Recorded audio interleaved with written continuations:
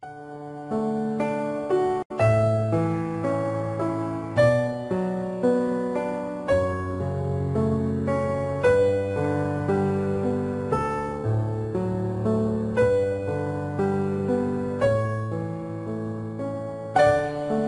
everyone, this is David Taylor and welcome to Writing 390, Writing for Managers. That would be you. I wanted to take a few minutes this morning to go over some of the features of our website and some of the processes that we'll use to get us through this semester of learning about business writing, a little bit about technical writing, but most of all, a lot about how to communicate well in the business workplace. Okay, let's take a look at the site. We'll begin here on our home page, and if you would, please make sure that you read the announcements each time that you log in. I post announcements at least once a week, sometimes more, and these announcements do contain very important information for you. Here in this welcome announcement, if you would, please take time to go through these 5 steps here to make sure that your computer and your web browser are ready to go for this course.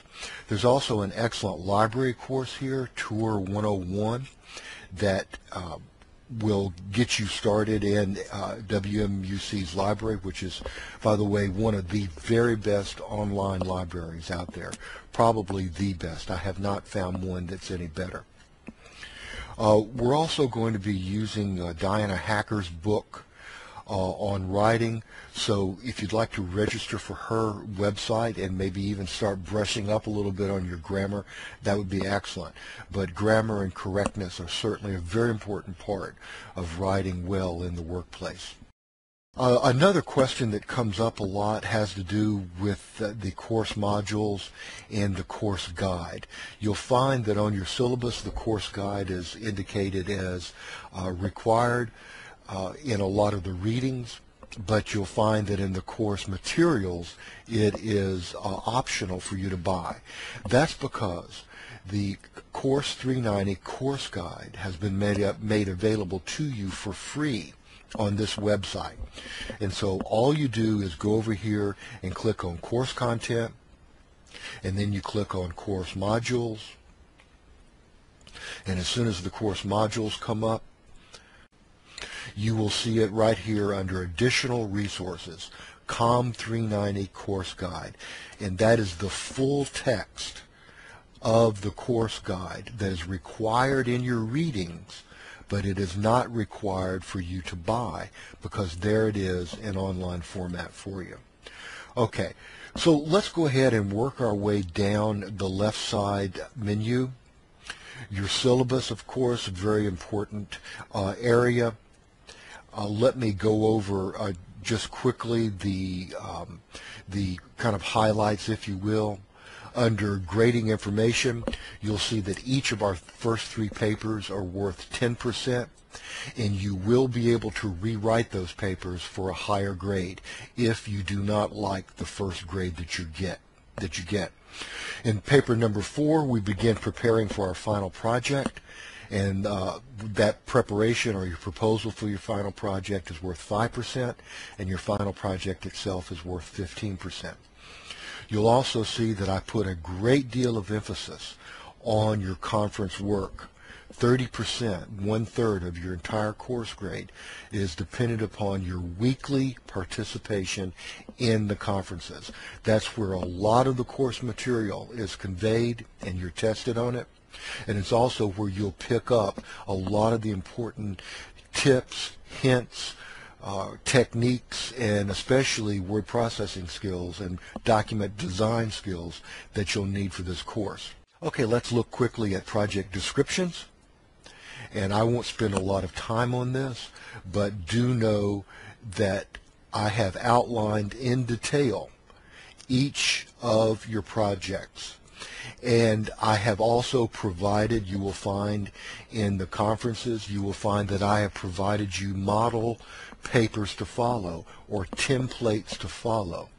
And I wish to emphasize this idea of templates because that's what you follow in the real world.